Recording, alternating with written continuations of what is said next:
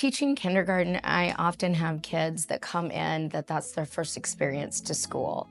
And many students come in not knowing letters or sounds or not even have held scissors before. I became a teacher because I was a kid that struggled in school. So when I was in kindergarten and first grade, I struggled to learn my letters and my sounds.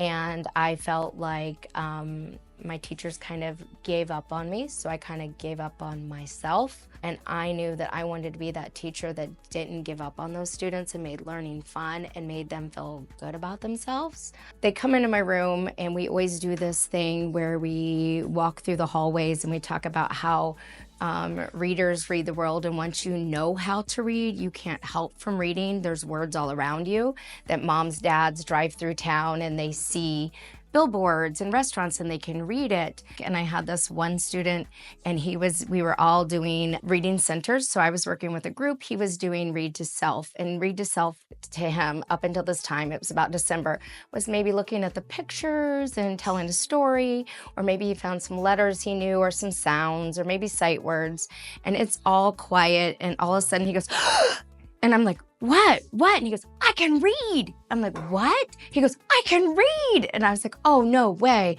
So he came over, he read the story to me, just so excited. And I let him read it to everybody else. And that is why I teach, that magic moment right there where, where he couldn't even recognize letters and sounds and it all went together, then it all of a sudden clicked. I mean, that's the magic. And so when you walk into my room, there's a family wall that on that very first night of back to school or the first day of school, there are my students with all of their family members on the walls. It kind of helps them with separation anxiety, but then also the other kids get to share it and like, oh, is that your dad? Is that your sister? A family is somebody that loves you and cares about you and wants the best for you. So it's not only our family members at home, it is also our classroom family and our school family that care about our well-being and that love us. And so I think that they don't want to do their best because they think, oh, I'm going to do this because I'm going to get in trouble, or, oh, no, I just really want to do well.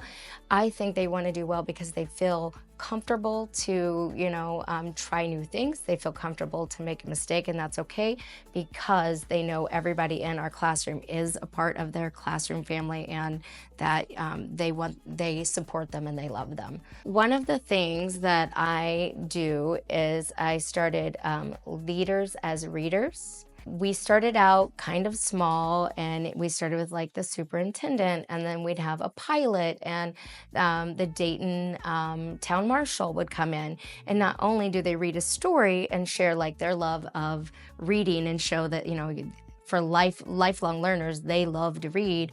They also talk about their job, and they talk about why they need to know how to read, why they need to know math. And so it's a program that I started where I invite people from the community to come in and read for the kids. The last 2 years, Mayor Rosworski's been coming. They love him. He is one of our favorite ones. He talks about how he read to his kids, his grandkids. He comes in and talks to them about his job. Giving that opportunity to learn about the people in the community and that they love to read kind of helps them prepare for the future. When you build connections with your other staff members through getting to know them, and you feel like they're part of your family, when people walk into the school or the students walk into the school, they can feel it. It's just a feeling that just comes over you that like, yes, these people care about me. This is a place where I want to learn.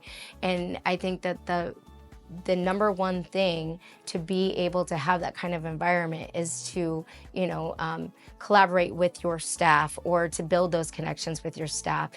I know that there's no one in the building that I wouldn't go to if I had a question or if I just had like to vent for a day or just somebody that could understand. So I think enjoying the people that you work with and building that connection, I want to go to work every day.